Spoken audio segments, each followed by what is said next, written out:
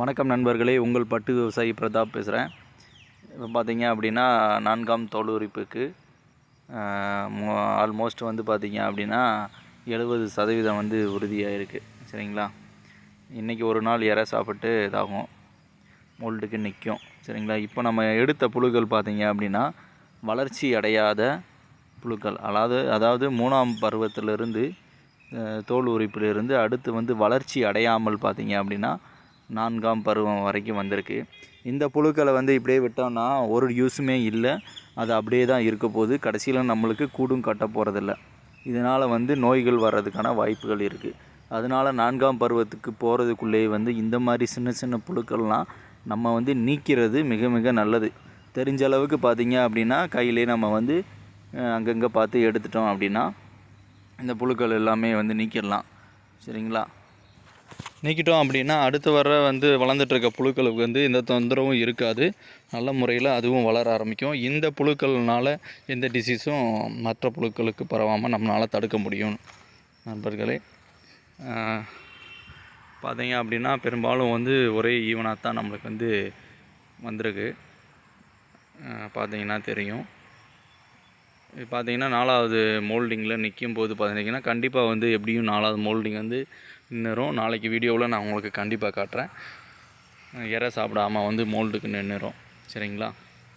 அப்படி நிற்கும்போது நம்ம வந்து ஒன்று சொன்னாப்புல நிப்பாட்டி நம்ம வந்து மோல்டுக்கு விட்டுற வேண்டியதுதான். இப்போ வந்து பார்த்திங்கன்னா இறைகள் சாப்பிட்டுட்ருக்கு. இன்றைக்கி ஈவினிங் கண்டிப்பாக வந்து மோல்டுக்கு வந்துடும். ஸோ பார்ப்போம் நாளைக்கு மார்னிங் என்ன இது இருக்குது அப்படின்னு. இந்த தடவை பார்த்திங்க அப்படின்னா புழுக்களோட எண்ணிக்கையும் நம்மளுக்கு கம்மியாக தான் கிடச்சிருக்கு. ஸோ எந்த அளவுக்கு நம்ம 100 முட்டை வச்சுருந்தோம், இப்போ அந்த அளவுக்கு 100 முட்டைக்கான தொகுதி வந்து உள்ள க்ரௌடு வந்து உள்ளே இருக்குமான்னு பார்த்தோம்னா அந்த அளவுக்கு வந்து பாப்புலேஷன் இல்லாமல் தான் இருக்குது. பார்த்திங்கன்னா இந்த மாதிரி நிறையா வந்து சின்ன சின்ன புழுக்களாகி அதுவும் நம்மளுக்கு கழிவில் டேமேஜில் போயிடுது. ஸோ என்ன ரிசல்ட் வருதுன்றதை இந்த தடவை நம்ம கண்டிப்பாக பார்த்துருவோம் நண்பர்களே. ஒரு விவசாயி ஆனவங்க பார்த்திங்க அப்படின்னா எந்த அளவுக்கு நம்ம பட்டுப்புழு தொகுதி வச்சு வளர்க்குறோம் அப்படின்றது பார்த்திங்க அப்படின்னா ஒரு லாபகரத்தை கொடுக்கும். அப்படின்னா கண்டிப்பாக வந்து ஒரு பேட்சுக்கு வந்து 250 முட்டை வந்து வச்சா மட்டும்தான் நம்மளுடைய லேபருக்கு எல்லாம் போக நம்மளுக்கு ஏதாவது கையில் கிடைக்கிற மாதிரி சூழ்நிலை வந்து இப்போ உருவாகுது நண்பர்களே. ஏன் இந்த மாதிரி சொல்கிறேன் அப்படின்னா, இந்த மாதிரி நம்ம வந்து இப்போ 100 முட்டை வச்சுருக்கோம். அந்த 100 முட்டையில் பார்த்தீங்க அப்படின்னா ஜாக்கியில் பிரச்சனைனால அதில் பகுதி இறந்துருச்சு. ஸோ இந்த மாதிரி வந்து இயற்கை சீற்றம் அது வளருது பார்த்திங்களா. அந்த வளர்ச்சியில் வந்து இந்த மாதிரி சிறு சிறு தவறுகள்னால அந்த புழுக்கள் வந்து நிராகரிக்கப்படுகிறது. இந்த மாதிரி பார்த்திங்க அப்படின்னா 100 முட்டைன்னும் போதே நம்மளுக்கு ரிசல்ட்டுக்கு கொண்டு வர்றதுக்கு பார்த்திங்க அப்படின்னா கிட்டத்தட்ட வந்து 40 கிட்ட அடி ஆகிடுது. மிச்சம் 60ல் பார்த்திங்க அப்படின்னா நம்ம வந்து யூரின் கக்குன் இல்லாமல் ப்ளஸ் வந்து டபுள் கக்குன் இல்லாமல் கொண்டு வரணும். ஸோ அந்த இதில் பார்த்திங்க அப்படின்னா நம்மளுக்கு ஒரு 5 கிலோ கிட்ட லாஸ் ஆகிடும். ஸோ வந்து நம்மளுக்கு ஒரு ப்ராஃபிட்டபுள்னு பார்த்திங்க அப்படின்னா ரொம்பவே கம்மியாக கிடைக்கிற சூழ்நிலை வந்து உருவாகிடும் நண்பர்களே. இது மெயினாக வந்து பார்த்திங்க அப்படின்னா நம்மளுக்கு தோட்டம் 3 ஏக்கர் இல்லாமல் பண்ணக்கூடிய விவசாயிகள் ரொம்பவே வந்து கொஞ்சம் டிஃபிகல்ட்டாக சந்திக்கக்கூடிய சூழ்நிலை கண்டிப்பாக உருவாகும். நம்ம வந்து 3 ஏக்கர் இருந்தால் தான் ஒரு 40 நாளுக்கு ஒரு தடவை வந்து நம்ம வந்து பேட்ச் வைக்கிற மாதிரி நம்ம செட் பண்ண முடியும் நண்பர்களே. அதனால் புதிதாக வர விவசாயிகள் அனைவருக்கும் பார்த்திங்க அப்படின்னா ரொம்ப கவனத்தோடு செயல்படணுன்றதை நான் வலியுறுத்திக்கிறேன். கண்டிப்பாக சின்ன ஒரு நிலம் வச்சுட்டு இந்த விவசாயம் பண்ண முடியுமா அப்படின்னா இந்த பட்டு வந்து கண்டிப்பாக பண்ண முடியாது.